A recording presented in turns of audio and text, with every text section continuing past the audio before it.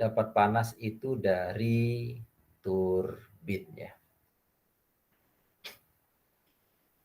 Jadi di low pressure turbin ini ada sebagian nanti dibuka pipanya menuju baik LP heater ataupun HP heater. Jadi ada injeksi panas di sini. Jadi tapi di daerah low pressure turbin. Bukan di HP ataupun IP intermediate, tapi dari low pressure turbin. Diambil sebagian panasnya. Karena secara ini tenaganya sudah kurang, karena pasti temperaturnya kurang. Beriringan ya, karena kan dia tenaganya awalnya memutar si turbin ya, makanya tekanannya lama-lama pasti akan turun. Nah, berikutnya, nah ya, tenaganya kurang tapi dia masih punya panas, nah panasnya dimanfaatkan untuk memanaskan air di LP turbin dan HP turbin. Gitu ya, itu tambahan lah. Ada pertanyaan lagi mengenai PLTU sebelum kita pindah ke PLTGU?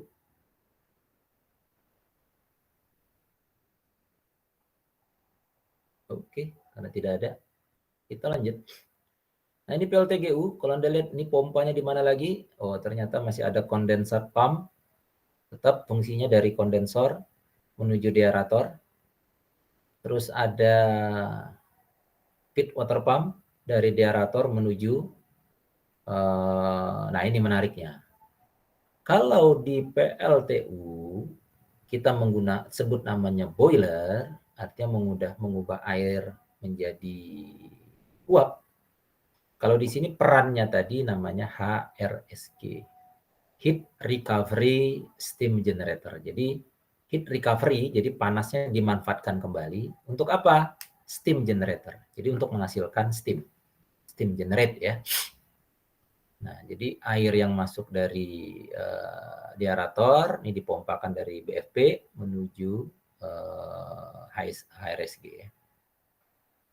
Nah, setelah mendapatkan panas, dia melewati steam drum, yang cairan itu akan balik lagi, dipanaskan ulang. Nah, kalau yang sudah menjadi uap, masuk steam drum, dipanaskan lagi, jadi ada superheaternya nanti masuk ke dalam HP turbin. Tapi di sini tidak ada intermediate ya, jadi hanya HP turbin dan low pressure turbin. Jadi high pressure turbin sama low pressure turbin. Setelah itu dia kondensasi lagi menjadi air, pompa lagi. Kira-kira seperti itu. Di sini proses menjadi uapnya, terus ini uapnya tadi digunakan untuk menggerakkan turbin. Jadi kenapa turbin itu bisa bergerak? Pertama karena si pompa, makanya tekanannya tinggi, naik. Kedua, dia temperaturnya tinggi karena dia mendapatkan panas. Panas dari mana kalau sistem HRSG ini? Tadi, nah kalau Anda lihat di sini nih, sistem PLTG. Nah, di sini kalau Anda lihat, ini ada air filter ya, tapi udaranya pasti harus difilter dulu. Nanti masuk ke dalam kondensor. Nah, kondensor ini bagian daripada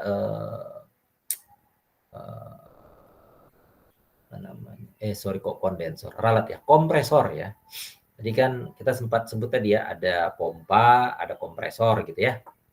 Jadi kalau yang pompa itu fluidanya adalah cairan, nah kalau kompresor fluidanya gas. Nah makanya udara yang masuk setelah difilter menghilangin kotorannya.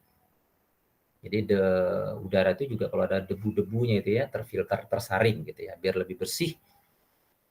Nah, lalu lewat ke dalam kompresor, dinaikkan tekanannya, maka Anda lihat ini volumenya, penampangnya semakin mengecil, berarti ada kenaikan tekanan. Setelah itu dia dibakar, berarti naik temperaturnya. Nah, makanya keluar masuk ke dalam turbin di sini, jadi keluar dari combustion chamber menuju turbin. Nah, fluida di sini sudah dalam kondisi tekanan tinggi, temperatur tinggi. Yang buat tekanannya naik ada di kompresor, yang membuat temperaturnya naik itu ada di combustion chamber.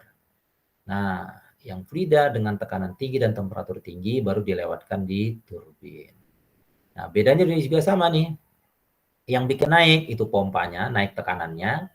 Terus yang bikin temperaturnya naik, nah ini dari gas buang ya. Gas buang kemari. Nah, jadi sebelum dia keluar ke stek atau chimney, cerobong, dia digunakan untuk memanaskan air. Kira-kira begitu. Nah, di sini kalau Anda lihat, nah turbinnya ini pasti dia fluidanya tekanan tinggi, temperatur tinggi. Nah, ini juga sama nih, yang buat tekanan tinggi ini adalah pompa, yang buat temperatur naik adalah HRSG-nya. Jadi sehingga masuk ke dalam turbin sudah dalam tekanan tinggi, temperatur yang tinggi. Supaya dia bisa memutar turbin. Bila turbin ini daerah rotornya berputar, nah rotornya nanti dikopel ke shaft, makanya shaft juga berputar, shaftnya nanti dikopel ke shaftnya generator, makanya ada proses namanya alignment nanti di sini. Nah, setelah itu nanti dari shaft generator, nah tentu ada mekanisme yang ada di dalam ya, kita membuat ada gaya gelak listrik, supaya ini akan terbentuk medan listrik, sehingga menghasilkan energi listrik. Nah, energi listriknya lewat dulu di trafo, ya, nanti akan perlu dibangkitkan perlu ada trafo step up, ada step down. Ini trafo step up sehingga nanti masuk ke sutet lah ya, atau menara-menara listrik ini ya, tiang-tiang listrik yang tinggi ini, atau sutet ini. Nah, juga nanti ada juga yang masuk ke trafo step down yang akan digunakan untuk pemakaian sendiri. Kira-kira seperti itu.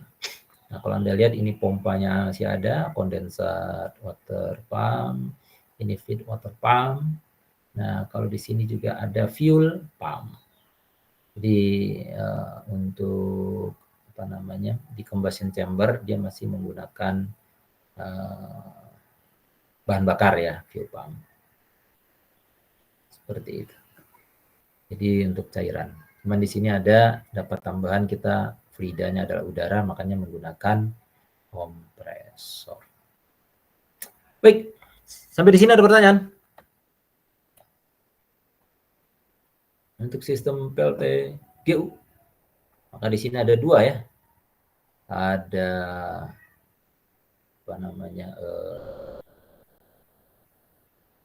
kenapa dibilang GU, berarti gas dan uap, karena di sini adalah PLTG-nya, di sini ada PLTU-nya. Walaupun nanti di kalau saya pernah dulu nguji teman-teman di Chevron, nah dia tidak pakai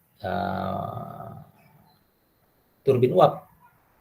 Jadi uap keluaran dari HRSG itu langsung masuk ke dalam bumi. Jadi fungsinya untuk menurunkan viskositas minyak. Ingat kan kalau dulu kita belajar tentang fluida, kalau yang incompressible, cara menurunkan viskositasnya adalah dengan apa? Yuk, ingat nggak?